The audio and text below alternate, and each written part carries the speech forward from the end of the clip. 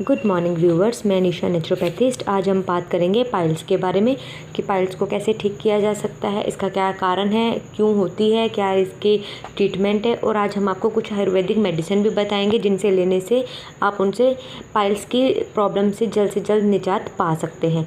तो स्टार्ट करते हैं हमारा टॉपिक। उससे पहले मैं रिक्वेस्ट करूँगी जिन व्यूवर्स ने अभी तक हमारा चैनल सब्सक्राइब्स नहीं किया है, प्लीज़ वो सब्सक्राइब्स करें ताकि हम आपको नेचुरोपैथी, पंचकर्मा और आयुर्वेदिक इन तीनों की ट्रीटमेंट के आपको बारे में बता सके, जिससे कि आप जल्द से जल्द ठीक हो सके। तो चलिए हम अपना टॉपिक स्टार्ट करते हैं। पाइल्स कोई रोग नहीं है। अगर हम पाइल्स कोई बेसिकली एक डिसीज़ नहीं होती है। मान लीजिए कि अगर हम कोई वृक्ष है, ठीक है, उसको अगर हम काटना है तो अगर हम उसकी पत्तियां या उसकी टहनियाँ काटते रहेंगे तो वो ठीक नहीं होगी। जब तक हम उसकी मेन जड़ को नहीं काटेंगे तब तक वो वृक्ष वहाँ से नहीं हटेगा। उसी प्रकार ही हमारी पाइल्स की प्रॉब्लम है।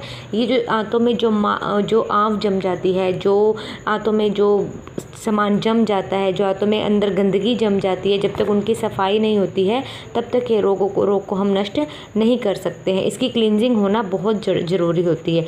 आंतों में उनके सड़ने के कारण से गर्मी बढ़ती है तो आंतों की जो झिल्ली होती है वो कमज़ोर हो जाती है, जिस पर ज़रा सी खराश लगने पर ही खून आना शुरू हो जाता है, या फिर खून इकट्ठा होकर धीरे धीरे एक बगदूद पैदा हो जाता है, जिससे वो पहली स्टेज बनती है। जो हमारी पहली बवासीर की, जो पाइल्स की पहली स्टेज होती है वो खूनी बवासीर होती है। दूसरी स्टेज होती है वो बादी बवासीर होती है, और जो तीसरी होती है वो बकंदर का रूप ले लेती है। जो बकंदर होता है वो बहुत, जिसको हम इंग्लिश में फिस्टूला भी कह सकते हैं, उस चीज़ में वो चला जाता है। अब इसका सबसे बड़ा कारण क्या है? कॉन्स्टिपेशन। अगर कॉन्स्टिपेशन होती है तो उसी से ही सारी कॉन्स्टिपेशन हमें क्यों होती है? क्योंकि जब हमारी आंतों की अच्छे से क्लींजिंग नहीं हो पाती है या मल अंदर सड़ने लग जाता है तो ही इन आंतों में जो गंदगी होती है, तो उसी की वजह से ही हमें पाइल्स होती है। पाइल्स बेसिकली मेन जो उसका रूट्स है वो कॉन्स्टिपेशन ही है। अगर कॉन्स्टिपेशन ठीक हो जाए तो पाइल्स को ख़त्म किया जा सकता है। तो इसमें हम आपको बताएंगे कि इन खाने के लिए हम लोग क्या दे सकते हैं। जिस पेशेंट को कॉन्स्टिपेशन की समस्या रहती है उसे चोकर समेत आटे की रोटी दीजिए, फल सब्जियां थोड़े अधिक दीजिए, उसकी कब्ज़ चला जाएगा। पर कई बार क्या होता है, जो पाइल्स के पेशेंट होते हैं ना, जब वो इस डाइट को फॉलो करते हैं तो उनको ये दिक्कतें बढ़ जाती हैं, क्योंकि पहले उनकी ये दिक्कतें बड़ी होती हैं। फिर हम पहले कॉन्स्टिपेशन को चेंज करते, तो जब उनकी डाइट में थोड़ी सी चेंजिंग आती है तो दिक्कत थोड़ी सी उनकी बढ़ जाती है। अब किसी जो पाइल्स का पेशेंट है उसके रोगी को भिंडी से बढ़ जाता है, तो किसी को आलू से बढ़ जाता है, किसी को करेले से, अमरूद से। तो ये लोग बहुत ज़्यादा पाइल्स के जो पेशेंट होते हैं वो दूर ही रहते हैं। खूनी बवासीर के जो रोगी की आंतें होती हैं वो इतनी कोमल हो जाती हैं, इतनी सॉफ्ट हो जाती हैं कि अगर ज़रा सी खराश भी आ जाए ना तो उनको ब्लड आना शुरू हो जाता है। तो अब हम बात करेंगे कि ऐसे पेशेंट को हम भोजन में या डाइट में उनको हम क्या दे सकते हैं। गेहूं का दलिया दीजिए, चोकर समेत आटे की रोटी, सभी हरी सब्जियां, विशेषकर पालक और बथुआ, तरोई, परवल, पत्ता गोभी, मूली, पपीता, पका करेला, खरबूजा, सेब, नाशपाती, दूध, ये सब उसके लिए बहुत अच्छे और हेल्दी फूड होते हैं। जो दालें होती हैं वो आंत में जो हमारे इंसेटाइन्स होती हैं उनमें वो गर्मी को बढ़ाते हैं। और सूखे मेवे, आप सूखे मेवे भी दे सकते हैं, जैसे किशमिश हो गया, मुनक्का, अंजीर, नारियल, ये उसके लिए बहुत अच्छे हैं। इनमें से रोगी को अपना भोजन चुनना चाहिए। जो ये सारी हमने डाइट्स दी हुई हैं, इन्हीं में से किसी में से जो पेशेंट है वो अपने लिए एक अच्छा सा मेन्यू बना ले कि उसको इनमें से कौन सी चीज़ उसकी फेवरेट है या कौन सी उसको खानी है। उस मॉर्निंग में वो क्या ले सकता है? फ्रूट्स में ले सकता है, पपीता ले ले, खरबूजा ले ले, नाशपाती और थोड़ा सा दूध ले लें। जो लंच है उसमें दलिया ले ले और कोई भी हरी ग्रीन वेजिटेबल्स ले सकते हैं। और अगर डिनर में सैलड या फिर किशमिश ले लें, रोटी सब्जी भी ले सकते हैं, उनके साथ थोड़ा सा मुनक्का, अंजीर या कोई भी फ्रूट्स या नारियल कुछ भी ले सकते हैं। जो मैं बात कर रही थी अंजीर की, ड्राई फ्रूट्स की, नट्स की, तो जो ड्राई फ्रूट्स हैं अंजीर, किशमिश, मुनक्का, ये कम क्वांटिटी में लें, ज़्यादा नहीं लें, क्योंकि अगर ज़्यादा लेंगे तो फिर वही गर्मी बढ़ेगी।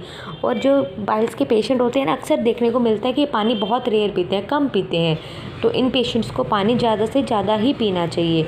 तो अब हम बात करेंगे इनकी, पहले नेचुरोपैथी के ट्रीटमेंट की बात कर लेते हैं कि नेचुरोपैथी में इनको हम क्या ट्रीटमेंट दे सकते हैं। जो इनकी जो इंसेटाइन्स होती है, जो नर्व्स होती हैं, उनमें अगर बल देना है, जो मस्से हो जाते हैं उनको सुखाने के लिए या खून बंद करने के लिए हम मिट्टी का प्रयोग कर सकते हैं। मिट्टी बहुत अच्छा इनमें काम करेगी। आप एक काम कर लीजिए, थोड़ी सी मिट्टी ले लीजिए, ठंडे पानी से उसको जैसे हम एक गोल सा बना लेते हैं, ठंडे पानी में उसका लेप तैयार करिए और नाभि के नीचे जो हमारा लोअर एब्डोमेन है, नाभि के नीचे जो लोअर एब्डोमेन होता है उस पर एक लेप की तरह लगा दीजिए और थोड़ी सी मिट्टी लेकर उसके लाइक दैट बॉल बना लें। बॉल बनाकर जो हमारा रेक्टम है, गुद्दा द्वार जिसे हम बोल देते हैं, रेक्टम पे भी उसको थोड़ा सा पॉइंटिंग करके आप रख दीजिए और 3 से 4 घंटे उसको अगर आप रख सकते हैं तो रखिए, वरना आधा घंटा ही बहुत होता है। आधा घंटा भी अगर आप रख लेते हो तो वो भी इफ़ेक्टिव हो जाता है। इसका उपयोग आप ब्रेकफास्ट के 1.5 घंटे पहले और डिनर के 2 घंटे पहले करना हो जाता है। अनीमा भी ले सकते हैं अगर आप लेना चाहें तो, उसमें आप अनीमा भी काफ़ी अच्छा काम करेगा। और एक होता है कटी स्नान, मतलब टब ले लें, टब के अंदर बैठें, उसमें थोड़े से गुनगुना पानी रखें तो उसकी जब सिकाई भी करेंगे वो भी काफ़ी अच्छा काम करेगा। और अब हम बात करते हैं आयुर्वेदिक ट्रीटमेंट की, तो उसमें आप अभयरिष्ट ले सकते हैं और एक अर्शहंत के नाम से भी मेडिसिन आती है तो आप वो भी ले सकते हैं। तो ये हो गए आयुर्वेदिक, घर के भी आप कर सकते हैं अगर आप करना चाहें, पर हम आयुर्वेदिक ही आपको बताएंगे। कड़वे नीम के पके हुए फलों को गुद्दा 3 माशे लेकर 6 माशे गुड़ में मिलाकर 7 दिन खाने से बवासीर में आराम होता है। प्याज के महीन टुकड़े करके धूप में सुखा लें। सूखे टुकड़ों में से 1 तोला प्याज लें, घी में तलें, फिर उसमें 1 माशे तिल और 2 तोले मिश्री मिलाकर रोज़ सवेरे खाएं। इससे बवासीर में आराम हो जाता है।